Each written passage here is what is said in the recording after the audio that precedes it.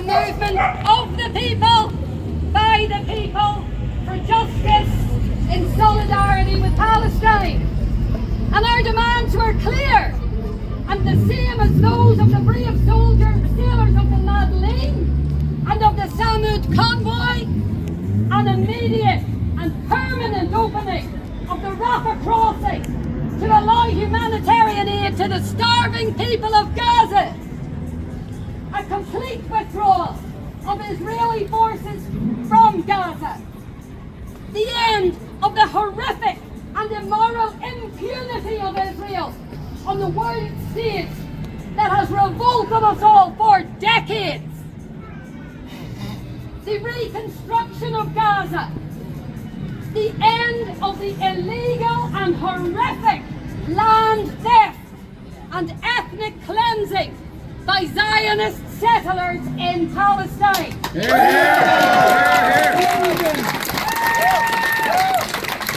of these demands are extraordinary. All are regulated for under international law. The Global March to Gaza carried out an historic act aiming not just to break a siege, but to shake the conscience of the world. Over 4,000 people from over 80 countries, just consider, physically dropped everything, moved over air, land and sea to gather together, to call for justice and peace and freedom for the Palestinian people, our brothers and sisters.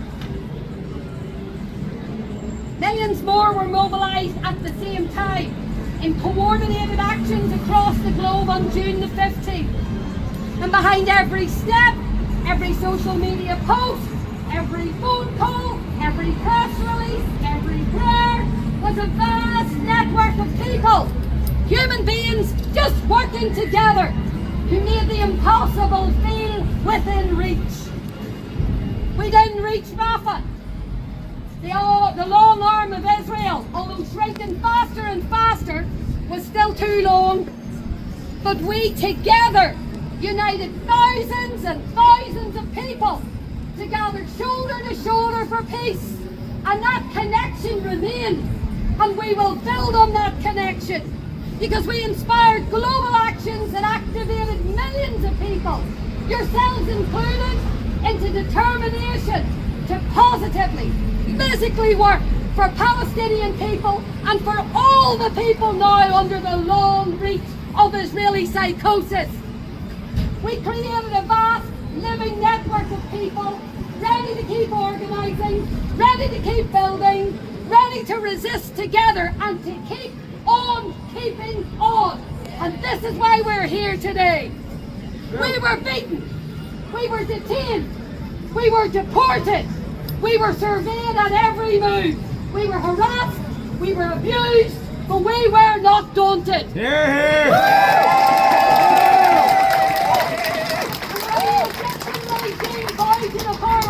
Let me tell you that the people we met on the ground, the workaday people, are behind this too. They could not help us enough, they could not be kind enough, they could not help in any further way than they did. The Egyptian people too feel the pain of their Arab brothers and sisters, and so even when we were prevented from achieving our goal, we showed the world what it looks like when people refuse to be divided. That's what they're at. They're dividing us. That's what they did in Egypt. They divided us, but we were not daunted. People of different races and religions and nations stood together in solidarity, powered by a shared vision of justice and what we want our world to look like for all of us. Now, the courage of all who took part, who spoke out for us in the face of apathy and greed at home. All you who watched over us, talked about us, prayed for us, hosted for us, you all wear the same badge of honour, and you'll never be forgotten. You are all, we are all a part of a story that will echo long into the future, and that is just the beginning. I want to say to everyone who followed us along and wished you were with us, you were. You were with us, we were with you, and this is where our strength lies. We stay together. That terrible night when the Madeleine was invaded by Israeli forces illegally in international waters, kidnapping the crew of brave humanitarians, Diego kept saying, it's okay, we're together, we'll be okay, as long as we stay together. And this is the message to you today, do not be daunted.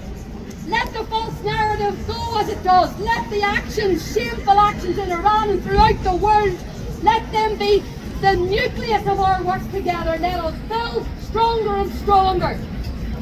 Because the Palestinian people and all those affected by the psychosis of Israel depend on us. Their courage is our compass. They ask for our continued witness. Their survival is our urgency. Their freedom is our goal. And so we go on. Our next target is the EU review of the EU shameful EU-Israeli agreement on June 12th. The EU will review at last the disgusting, treacherous and immoral agreement whereby social, economic, cultural, research and development and investment support continues to pour into Israel and through that onto the suffering people of Palestine and beyond. Despite Article 2 of that same agreement requiring quite clearly that both sides respect human rights and democratic principles. Thousands of us will gather again in Brussels on Monday and throughout the week to protest the continuance of this immoral and shameful agreement. What can you do? Eyes on us again. Eyes on Brussels. Raise your voice. Never stop talking about Palestine. Free,